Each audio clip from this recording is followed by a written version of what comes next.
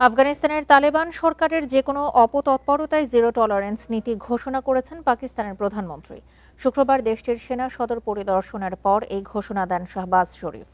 এদিকে ইসলামাবাদ সামনে আরও হামলা চালালে তাদের বিরুদ্ধে আরও শক্তিশালী এবং জোরালো জবাব দেওয়া হবে বলে হুঁশিয়ারি দিয়েছে আফগান সেনাবাহিনী। পাকিস্তান ও আফগানিস্তানের মধ্যে রক্তক্ষয়ী সংঘর্ষ বন্ধে কাজ করছে সৌদি আরব ও কাতার। সংঘাত যেন নিয়ন্ত্রণের বাইরে চলে না যায় সেটির ওপর জোর দিচ্ছে রিয়াদ, দোহা।